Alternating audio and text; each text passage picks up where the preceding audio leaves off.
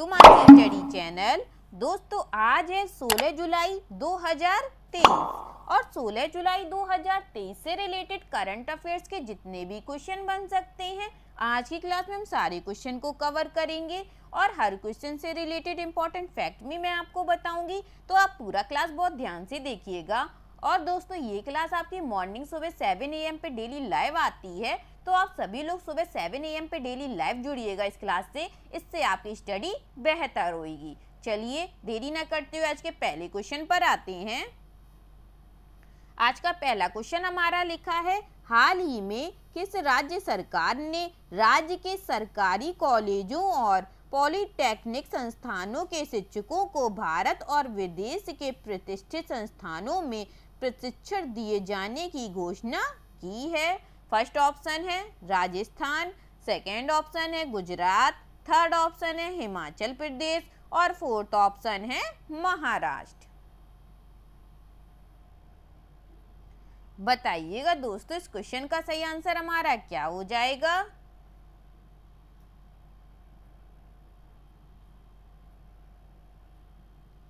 इस क्वेश्चन का जो सही आंसर हो जाएगा फ्रेंड्स, वह है हमारा ऑप्शन नंबर ए राजस्थान। क्या हो जाएगा? राजस्थान हो जाएगा। राजस्थान सरकार ने राज्य के सरकारी कॉलेजों और पॉलिटेक्निक संस्थानों के शिक्षकों को भारत और विदेश के प्रतिष्ठित संस्थानों में प्रशिक्षण दिए जाने की घोषणा की है। मुख्यमंत्री अशोक गहलोत ने टीचर इंटरफेस फॉर एक्सीलेंस कार्यक्रम के प्रस्ताव को मंजूरी दे दी है। यह कार्यक्रम शिक्षकों को 1 से 100 की क्यूरस रैंकिंग वाले प्रतिष्ठित विदेशी संस्थानों और 1 से 100 की NIRF रैंकिंग वाले राष्ट्रीय संस्थानों में प्रशिक्षण प्राप्त करने की अनुमति देता है। यह कार्यक्रम राजस्थान में उच्च शिक्षण संस्थानों में शिक्षा और अनुसंधान की गुणवत्ता में सुधार करने में सहायता करेगा। चलिए आगे बढ़ते हैं और नेक्स्ट क्वेश्चन देखते हैं। नेक्स्ट क्वेश्चन हमारा लिखा है, हाल ही में लिथुआनिया में भारत के अगले राजदूत के रूप में किसे नियुक्त किया गया है? फर्स्ट ऑप्शन है दीपा सोलंकी, सेकंड ऑप्शन है देवेश उत्तम, थर्ड ऑप्शन है आलोक शर्मा और फोर्थ ऑप्शन है संजीव नाहर। तो जल्दी से कमेंट करके बताइएगा दोस्तों, लिथुआनिया में भारत के अगले राजदूत के रूप में किसे नियुक्त किया गया है? इस क्वेश्चन का जो सही आंसर हो जाएगा फ्रेंड्स, वह है हमारा ऑप्शन नंबर बी देवेश उत्तम जी को।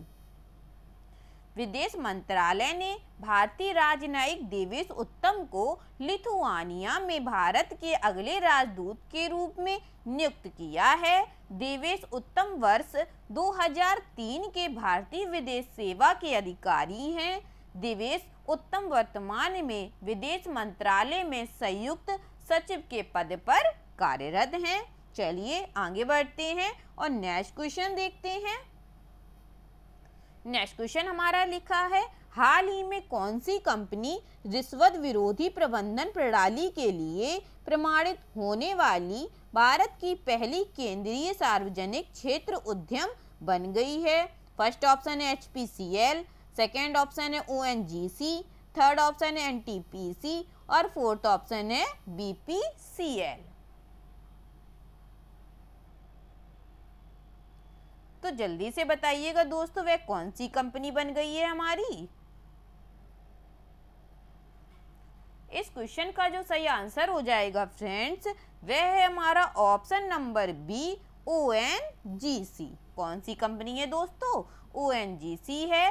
तेल और प्राकृतिक गैस निगम ONGC रिश्वत रोधी प्रबंधन प्रणाली के लिए प्रमाणित होने वाला भारत का पहला केंद्रीय सार्वजनिक क्षेत्र उद्यम बन गया है।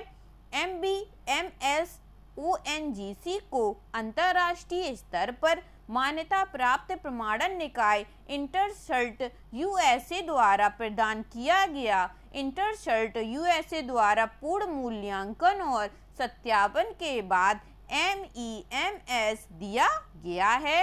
अंतर्राष्ट्रीय परामर्श फर्म डिजिटल एज के मार्गदर्शन में ISO अंतर्राष्ट्रीय मानक के अनुसार पहले चरण में ABMS को दिल्ली में ONGC के कॉरपोरेट कार्यालय के 10 विभागों में लागू किया गया है। चलिए, काफी सारी जानकारी हम लोगों को मिल गई है, तो आगे बढ़ते हैं और नेक्स्ट क्वेश्चन देखते हैं। नेक्स्ट क्वेश्चन हमारा लिखा है, हाल ही में भारतीय कृषि अनुसंधान परिषद की अनुसंधान सलाहकार समिति के अध्यक्ष के रूप में किसे नियुक्त किया गया है? फर्स्ट ऑप्शन है सुशीला पवार, सेकंड ऑप्शन है रामचरण शर्मा, थर्ड ऑप्शन है सुमन चौधरी और फोर्थ ऑप्शन है बी नीरज प्रभाकर। तो बताइएगा दोस्तों, इसका सही आंसर हमारा क्या हो जाएगा? इस क्वेश्चन का जो सही आंसर हो जाएगा फ्रेंड्स, वह है हमारा option number D, B Neeraj Prabhakar. Sushri B Neeraj Prabhakar को भारतीय कृषि अनुसंधान परिषद ICAR की अनुसंधान सलाहकार समिति के अध्यक्ष के रूप में नियुक्त किया गया है। भारतीय कृषि अनुसंधान परिषद की अनुसंधान सलाहकार समिति अध्यक्ष के रूप में सुश्री प्रभाकर की नियुक्ति 13 जून से प्रभावी मानी गई है और सुश्री प्रभाकर अनुसंधान सलाहकार समिति के अध्यक्ष पद पर 3 वर्षों के लिए 10 सदस्यों की समिति का नेतृत्व करेगी। कितने वर्षों के लिए दोस्तों? 3 वर्षों के लिए। ठीक है, चलिए आगे बढ़ते हैं और नेक्स्ट क्वेश्चन देखते हैं। नेक्स्ट क्वेश्चन हमारा लिखा है, हाल ही में रक्षा मंत्री राजनाथ सिंह ने किस देश में हिंदुस्तान एरोनॉटिक्स लिमिटेड HAL के एक क्षेत्रीय कार्यालय का उद्घाटन किया है? फर्स्ट ऑप्शन है मलेशिया, सेकंड ऑप्शन है श्रीलंका, थर्ड ऑप्शन है थाईलैंड और फोर्थ ऑप्शन है भूटान।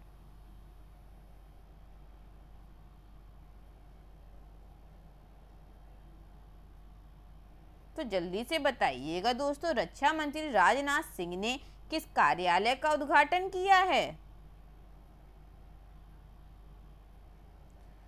इस क्वेश्चन का जो सही आंसर हो जाएगा फ्रेंड्स, वह है हमारा ऑप्शन नंबर ए, मलेशिया का।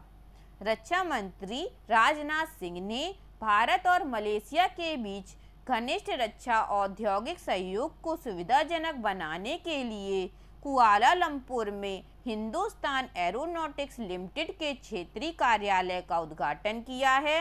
यह व्यापार दक्षिण पूर्व एशियाई क्षेत्र के साथ हिंदुस्तान एरोनॉटिक्स लिमिटेड के जुड़ाव के लिए एक केंद्र के रूप में भी काम करेगा और अन्य भारतीय रक्षा सार्वजनिक उपक्रमों के लिए एक खिड़की के रूप में कार्य करेगा।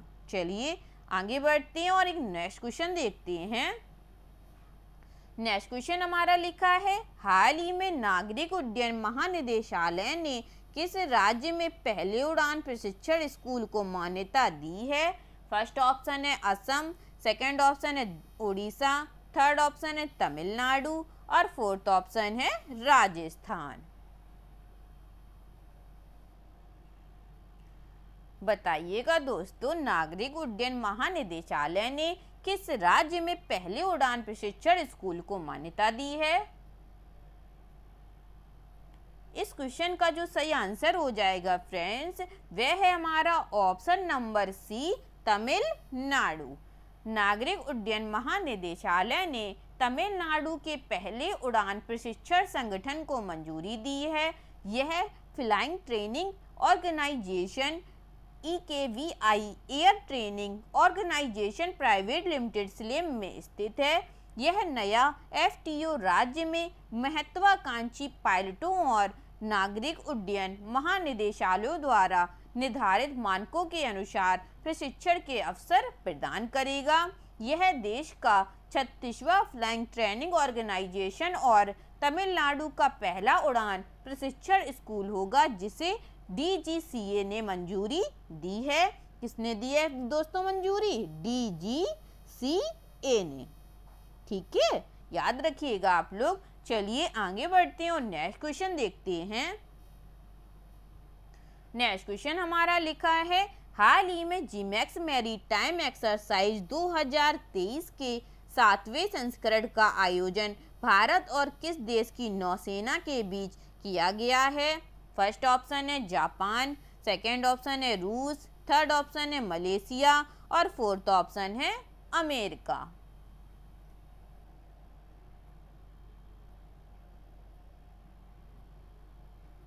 बताइएगा दोस्तों, भारत और किस देश की नौसेना के बीच यह एक्सरसाइज की गई है?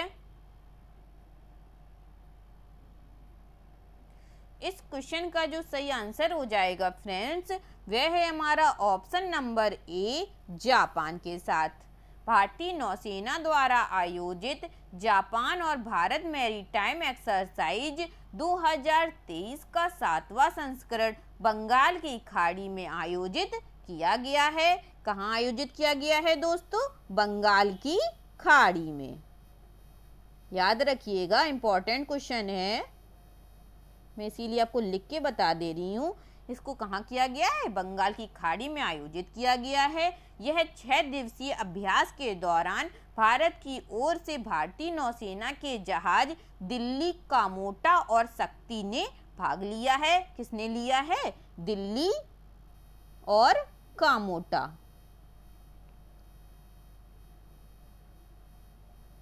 ठीक है दोस्तों, नाम याद रखिएगा, दिल्ली है, दूसरा क्या है? कामोटा और शक्ति, तीसरा हमारा है शक्ति। इन तीनों ने भाग लिया है। आगे देखते हैं, आगे और इसकी जानकारी मैं दे रही हूँ। जापान की ओर से समीदारे नाम के जहाज ने इस मैरीटाइम एक्सरसाइज में भाग लिया है। भारत की ओर से 3 ने भाग लिया है दोस्तों। पहला है हमारा दिल्ली, सेकंड है हमारा कामोटा और तीसरा है हमारा शक्ति। और जापान की ओर से जिसने भाग लिया है उसका नाम है समीदारे। क्या नाम है? उसका नाम है समीदारे।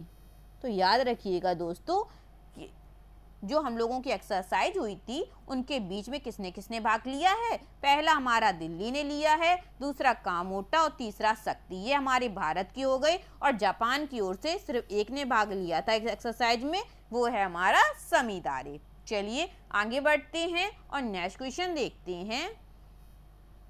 नेक्स्ट क्वेश्चन हमारा लिखा है, हाल ही में max life insurance company limited ने निजी क्षेत्र के किस बैंक के साथ रणनीतिक साझेदारी की घोषणा की है?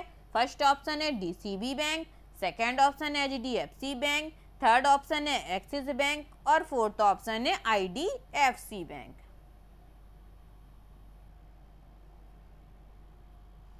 तो बताइएगा दोस्तों, इस क्वेश्चन का सही आंसर क्या हो जाएगा? इस क्वेश्चन का सही आंसर हमारा दोस्तों option number A, DCB bank हो जाएगा। Max life insurance company limited ने डीसीबी बैंक के साथ रणनीतिक साझेदारी की घोषणा की है। इस रणनीतिक साझेदारी का मुख्य उद्देश्य डीसीबी बैंक के ग्राहकों को टर्म, बचत और सेवानिवृत्ति योजनाओं में सहित जीवन बीमा उत्पादों की एक विविध श्रृंखला प्रदान करना है।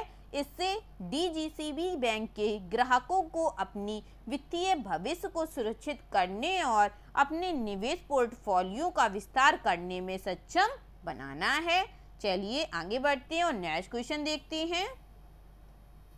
नेक्स्ट क्वेश्चन हमारा लिखा है, हाल ही में किस भारतीय ग्रैंड मास्टर ने 5 बार के विश्व शतरंज चैंपियन विश्वनाथन आनंद को हराया है? फर्स्ट ऑप्शन है निहाल सरीन, सेकंड ऑप्शन है डी गुकेश। क्या नाम है doctor? D Gukesh. Third option है अर्जुन एरिगैसी और फोर्थ ऑप्शन है प्रज्ञानंद आर।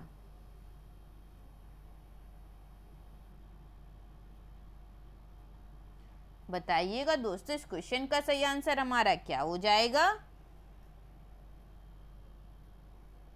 इस क्वेश्चन का जो सही आंसर हो जाएगा फ्रेंड्स, वह है हमारा option number B, D Gukesh.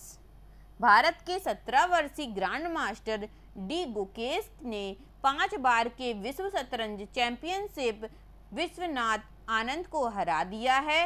D Gukesh ने super United rated app blitz Croatia 2023 में आनंद के खिलाफ रैपिड क्लैश जीता है।